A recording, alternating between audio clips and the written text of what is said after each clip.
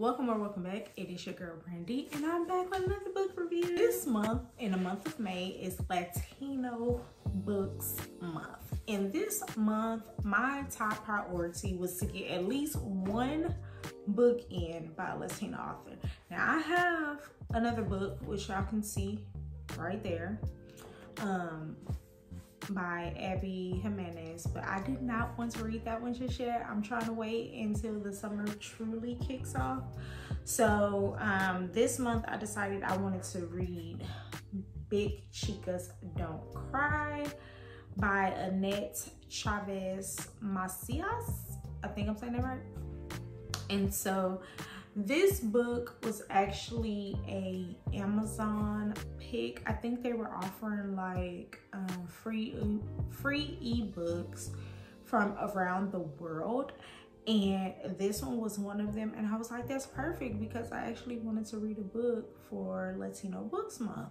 And so this is the one that I picked up, and I'm glad I did, because the cover, I'm gonna post the cover here for you guys because the cover is so pretty. The colors in the cover is beautiful. That's one thing I hate about having to read my books from my Kindle, because child, this does not give it any justice. And I promise, if I hadn't seen the cover, I probably would have never downloaded the book. But that's neither here nor there, because I downloaded the book and I read it and it was so good, and I'm happy that I did. I'm gonna give you guys a brief synopsis because I actually read the synopsis and it gives a lot of information that I was afraid if I said any of this stuff there would be spoilers, but it's not a spoiler because it's in the synopsis. So this story is basically about four cousins navigating love, loss, and the meaning of family over the course of one memorable year in this heartfelt family drama. Cousins Mari, Erica, Selena, and Gracie are inseparable. They aren't just family, but best friends, sharing secrets and traditions. But their childhood ends when Mari's parents divorce, forcing her to move away. With Mari gone and the girls' tight-knit bond unravels. 14 years later, Mari got the big house and a husband, but her life is in shambles. Erica's boyfriend just dumped her, and her new boss hates her. Selena can't seem to find her place in the world. Not Mexican enough for her family, not white enough for her colleagues. And Gracie is a Catholic school teacher with an all-consuming crush, but she can't trust herself when it comes to romance. As rocky as the cousins' lives have become, nothing can prepare them for the heartbreaking loss of a loved one. Tragedy reunites them. Will they remember their, I don't know how to pronounce grandmother in Spanish, and I don't want to say grandmother because they use the Spanish term, but basically their grandmother's lessons about family and forgiveness, or are 15 years of separation too much to overcome?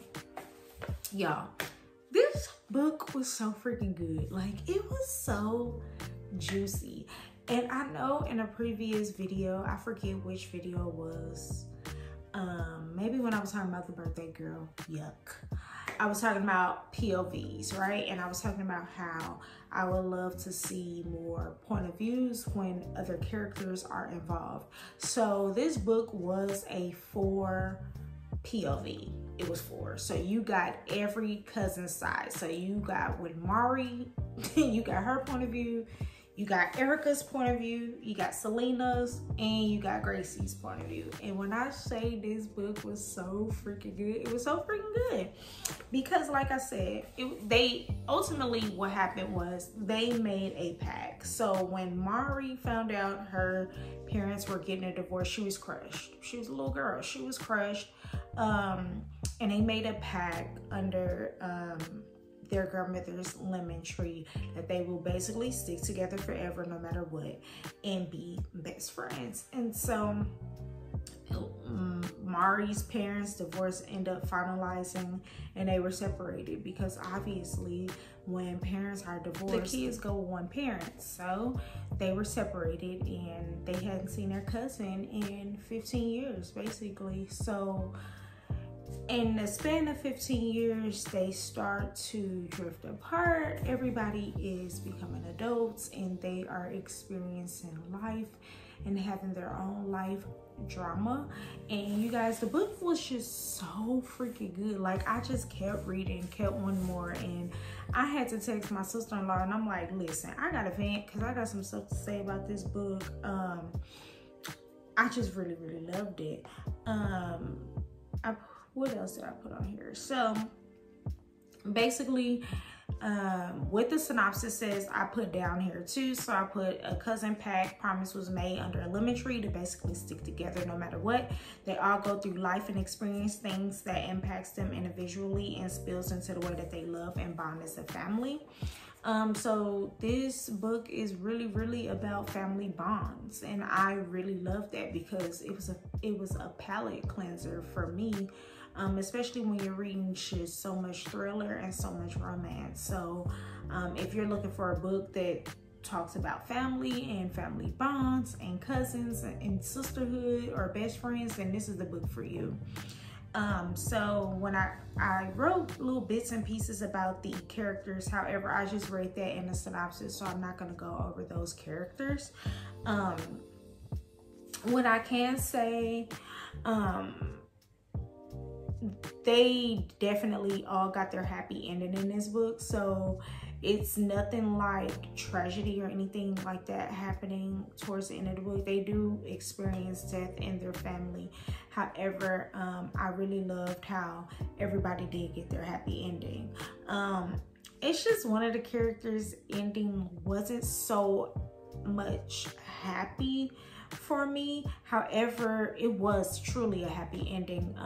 It just, you know, things end up working out for her for the best. If you just want to learn about how the family dynamics is in a Latino household, then this is the book for you. I really enjoyed it, and I think when you take race out of the equation, we all pretty much have the same kind of family dynamic, and I really love that, because a lot of things that they did in this book I can relate to, or I'm very much familiar with. So it's not like because we are different race that we have different family dynamics. What I can say is the Latino race, they love hard. They love their families extremely hard, and I love that.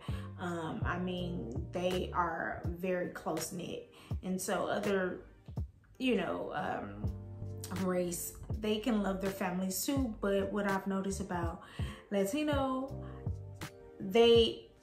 it's do or die. Okay, play with somebody else, don't play with us. It's family over everything over here. So I love that about them. I gave this book a 4.5 stars. The only reason why I gave it a 4.5 and out of 5 is because it did have 4 different POVs and I was getting confused. I had to put notes in my phone because I was just getting so confused. At the beginning, I was getting confused about which sister was which. But yeah, so I highly recommend this book if you're looking to expand your horizon and find some books by Latino authors. I highly recommend this author. Her writing style is very good. I really did enjoy it. So now at this part of the video, if you have not read the book, pause, go get the book. Go get the book. It's available. I think it's on Kindle Unlimited, and it's available on Amazon and where all other books are sold. So go check the book out if you're just looking for something different with a little family dynamic to it. So pause the video here because, like I do with all of my book reviews, I'm giving some spoilers because, child, this book was so freaking good and I had a lot to say. All right, so let's get into the nitty gritty. So Mari is the one who experienced divorce with her family, and she was really pissing me off all the way in. She was pissing me off all the way up until I found out she had absolutely no clue why her dad was blamed for treating her like shit. And that's why she kind of drifted away from the family, because her she was being persuaded to believe that her dad was treating her like crap and didn't want nothing to do with her. And because that's her dad's side of the family, she was like, I'm just leaving all of y'all alone. Then she ended up finding out that her dad really wasn't the one to blame. It was her mom. I had wrote this thought, I hadn't got to the part where she actually sat down and talked to her dad, but she actually did sit down and talk to her dad. And her dad was like, it wasn't me, it was your mom. And he wasn't pointing fingers and playing the blame game. He was just explaining to her the facts and really how it happened. And but I can't stand when a mom or any parent blame the other parent for their lack of parenting because they're mad that they are no longer together. And if me and you are not together but we got kids, let's be parents for these kids. Like, let's just do that. I think it's more, you more so find women that is just jealous, don't want to move on, and want to keep their kids away from their parents. Like, why y'all do that? Why? Because don't y'all want help? Like, that's weird to me. And another thought I put about Mari was sis needed to go ahead and divorce her husband, because I'm sick of his ass. I can't stand someone that thinks as long as you are giving me material things that everything is okay. Her mama wasn't shit. I felt so bad for her dad having to retell the true story. Her husband was one of those guys that took her upbringing and how she was brought up into consideration when it came to how he treated her, how he felt about her. So because she told him that her upbringing was terrible and that she didn't get many things, and she used to watch her cousins go shopping and she wasn't able to get nice things like her cousins, he felt like, okay, the way that I need to love you is by giving you material things, when that wasn't even the case. She didn't actually love her that way. Yes, she wanted to live better than her situation was when she was a child. However, she did not ask you to go buy her all this stuff. She didn't want to be a housewife. That's not what she wanted to do. She just wanted to be loved properly. So he kept on buying her stuff, and she like, dude, I don't want this shit. This ain't what I want. I want to work. Can you let me go get a job? I like to bake. I want to be a baker. Please let me go bake. So that's how I felt about Mari. And Gracie, so this book contains a accidental pregnancy trope, and Gracie was the one who got pregnant accidentally. One thing I do not like about an accidental pregnancy trope is when it is the girl's first time having sex and then she gets pregnant by accident. Can we not do that in these books, please? Because that's a shitty way to get pregnant. That's a shitty way to get pregnant. Can we not do that? Like, the trope is cool. Like, yeah, we were screwing, we were doing this, we were doing that, we were screwing. We knew what we were doing. We were on vacation. We met just off a whim, and then I got pregnant. Okay, yeah, I like that. But the whole, this is my first time, I ain't never had sex before, boom, I'm pregnant. Can y'all spare us with that? Please spare us. It's the worst way to get pregnant. Literally. I hate it. But for Tony to be playing with her in her time was pissing me off, because he could have definitely told her he wasn't planning to stay in Cali before he had sex with her.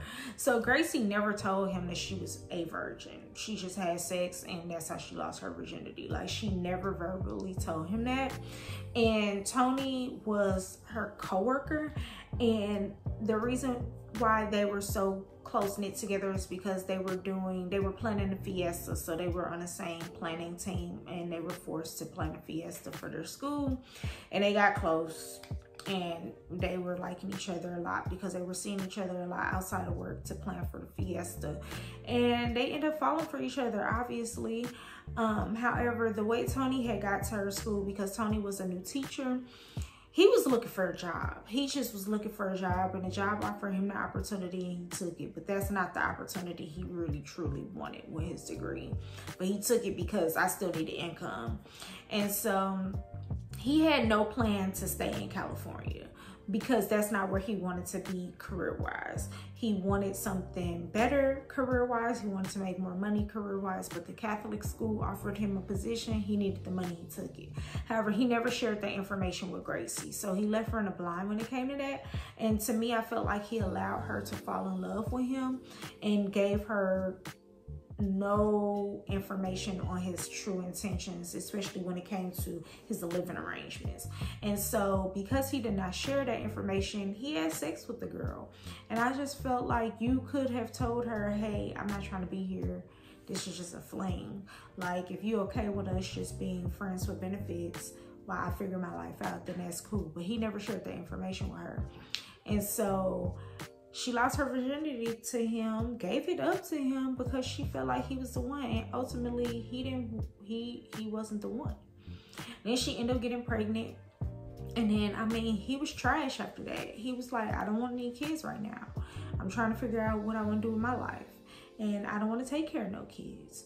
And if you decide to keep this baby, you're going to have to do it on your own. Like, he literally told her that. He wrote her a letter and everything. He literally told her that. And so what I loved about this book is her support system, because her family came together and was like, well, if he ain't gonna be here, oh well, we'll take care of this baby. Like, you're gonna be straight regardless. So F him, but you're gonna be straight. And one thing I don't like, and this is in real life, is that how majority of men, I'm not gonna say always men, but majority of men are able to decide, yeah, I'm gonna have sex with you, yeah, I'm gonna get you pregnant, but I don't want to do this. I don't want to be a father. I don't want to take care of no kids right now. Like, that's not fair. That's not fair, and I hate it. I hate it. I really hate it. It's not cool at all. Selena was working a job, and she was kind of stagnant in her position, and she really wanted to progress and make more money and, you know, get a better position and just do bigger and better things in her career path. So I put, she needs to go ahead and take the leap of faith. So much easier to do when you aren't married or have kids, and her mom and sister was encouraging her to do so. She could break things off with whomever, if the work didn't just, you know, if she could break things off with who she had as a screwing buddy. So she had a screwing buddy, and he plugged her in for a job opportunity, and she was afraid to take the job opportunity because she felt like there were strings attached. When ultimately, he just plugged her in. There was no string attached to that. Like, they were scoring buddies. He would come to her city and see her. They would link up at a hotel, do what they gonna do, and be gone. And that's how their relationship was, and that's how she felt comfortable with that relationship. So when he plugged her into a job opportunity, she was hesitant on taking it. And personally, I feel like, you don't have no kids, you're not married, take the job opportunity, sis. Relationships don't always work out. They just don't. They just don't. And she didn't find out to the tail end that he just really wanted to plug her in. And he told her, like, if we don't end up working out, that's cool, but I want you to get this job because you deserve. And so I was really like, girl, just go. You ain't got no kids, you ain't got no husband, you ain't tied to nothing. This is the best time to just hop around city to city and just find life. Just find it. And ultimately, she did find life. She even found her husband. She ended up falling in love with dude, and they were meant for each other because he really liked and loved her, but because of the situation that they were in, they were just screwing buddies. He fell in love with her, but she was like, nah, I don't want that right now. But she ended up getting a job, and she ended up getting a man, so she won. Erica, her boss, I was like, her boss can quit the shits, because she was screwing around with her boss, and I'm like, can y'all quit and just date or do whatever? I was very mad about Tony. I was calling him all kind of names, but the government name that he was given, like, I could not get over the fact that he was just like, yeah, I don't want to be a father right now. I wrote her a letter and everything. Back to Erica. Erica and Adrian was irking me. I'm glad that they got their happy ending. Erica got another better job, and Adrian had confused feelings, and his ex irked me too, because his ex came around and she was acting like she was still in the picture, and she wasn't in the picture, but because they families like got along very well, Adrian couldn't push her out the picture. And I'm like, boy, say something, because you finna lose Erica. Say something immediately, because you finna lose Erica. So some other random thoughts I put, not Mari's husband kicking her out the house because Chris came and confessed his love for her, and he made assumptions about their marriage and felt like it was his place to fucking do all that. Like, Chris was Mari's husband's best friend, and for some reason he loved her. Like, he fell in love with her. And at some point I was like, yeah, they should be together because he really loved her. But then when he went and confessed his feelings to her husband, I was like, dude, what is you doing? Mind your business. How about that? Can you mind your business? When Sister Catherine, okay, so Gracie worked for the Catholic school, and of course she had got pregnant and she wasn't married. So pregnancy out of wedlock is against their rules to work for a Catholic school. Nothing against Catholics, but whatever. And Sister Catherine really needed to mind her business because she bumped into Gracie and Gracie purse fell and her ultrasound and all that fell out. And the first thing Sister Catherine asked her was, what you finna do with the baby because you're not married? And if you're not married and you pregnant, you can't have a job here, basically. And I was like, child, what? You need to really mind your business. And when she told, and so during that situation, Tony had walked into the room and he found out, that's how he found out Gracie was pregnant. And then he basically asked her, what you gonna do with it? What you mean? He was like, what you gonna do with it? And when he found out she was pregnant, I was like, what? Like, did you really ask her that? And my biggest fear growing up was falling in love with somebody, getting pregnant by somebody, telling them that I was pregnant, and then they hit me with the what you gonna do with it? That was my biggest fear. Like, what? That's insane. And he said, so you're not expecting me to marry you and give you money because that's what some women think. And it's just that I'm not ready to do that. Boy, what? But you're screwing me though. But you're not ready to, oh, okay. All right. And when it came to Selena was like, yeah, let's fight Tony. Cause what? And I'm just like, Selena, let's go on and duke it out. Cause baby, what you say to my cousin? Or was it her sister? Was Gracie Selena? Because two of them were sisters, but I can't remember who. The Catholic school really needed to mind their business, but I'm glad Gracie put them in their place, basically saying, this ain't y'all's business. Because they was up there telling her, like, you're going to have to get you another job. And she was like, oh, should I go get a lawyer? Because I don't see that in the handbook. Should I go get a lawyer, though? Because I will. Because what? Mind your business. I felt like at the beginning, Selena was really messing up on a good thing. Because like I said, she didn't want to move to New York for that job because she felt like her little thing, it was going to be conflict. But I felt like she was missing out on a good thing. So I'm happy she eventually did go. So again, back to Erica, her boss needed to quit the shits, or he needed to quit. But him and his ex rekindling was out of fucking line. He was low down for that. And even bringing her up like he did was wrong. She did get her happy ending and her man and a new job. Cause I'm not a fan of messing with your coworkers. You and your coworkers being together, like I ain't a fan of that, because y'all gonna be living together and all of that. Now y'all gonna be working together too. Like that's a mess. I'm glad they got their happy ending. Erica got another better job and Adrian confessed his feelings. Everybody got their happy ending. So Gracie, even though she wasn't with the man, her family ended up like, girl, we finna take care of this baby. You ain't gotta worry about that. Selena, she ended up moving to New York and she ended up getting a job because she was damn good. That job interview she did was the bomb. She ended up getting her job and then she ended up getting a man that she didn't even know that she needed.